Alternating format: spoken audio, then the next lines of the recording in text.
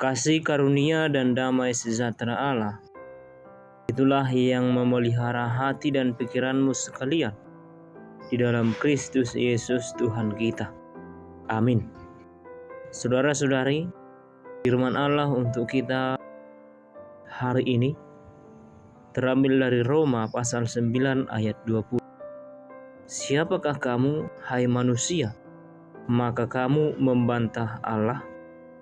Dapatkah yang dibentuk berkata kepada yang membentuknya, mengapa engkau membentuk aku demikian? Roma pasal 9 ayat 21. Apakah tukang periuk tidak mempunyai hak atas tanah liatnya untuk membuat dari gumpal yang sama suatu benda untuk dipakai guna tujuan yang mulia, dan suatu benda lain yang dipakai guna tujuan yang biasa? Demikianlah pembacaan firman Allah. Saudara-saudari yang terkasih,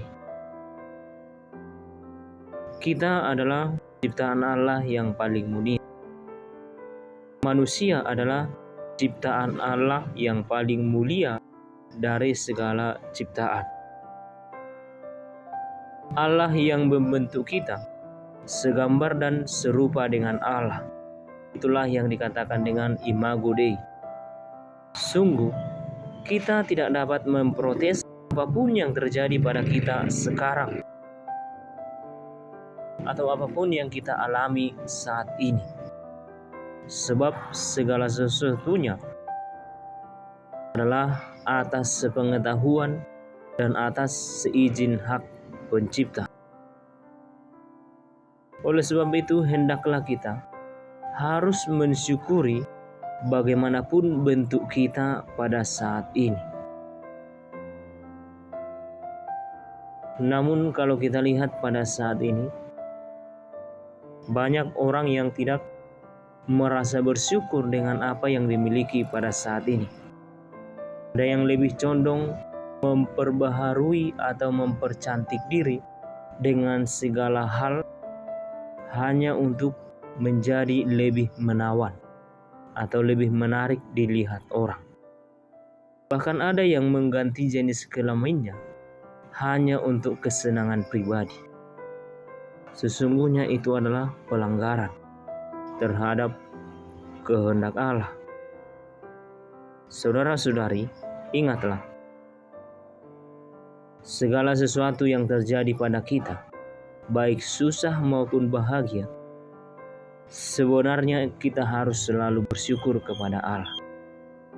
Dan perlu kita tahu, Allah tidak pernah mendatangkan yang buruk kepada kita.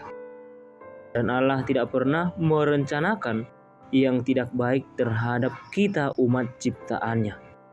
Sebab kita tahu pada awalnya, Allah menciptakan manusia segambar dan serupa dengan Allah.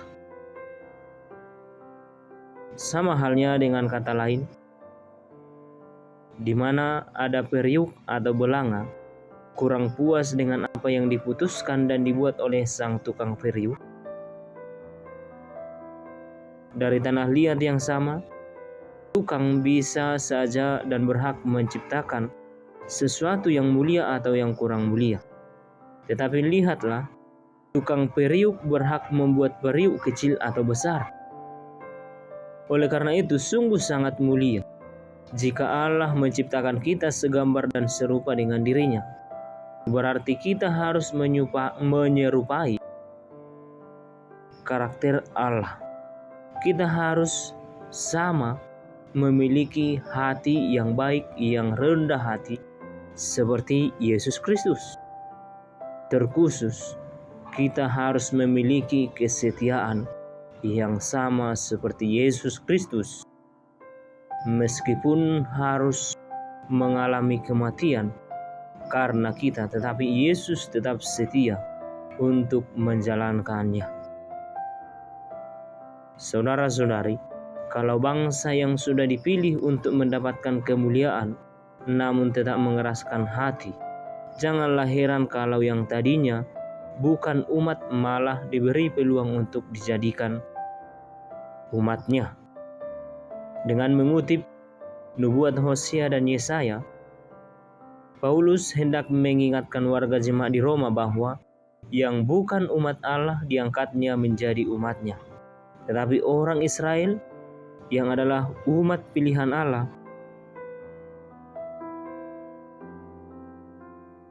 dapat dibuang karena ketidaksetiaan, apalagi dengan kita. Oleh sebab itu, sekarang kita tahu kita selamat bukan karena kita layak atau memiliki hak untuk diselamatkan.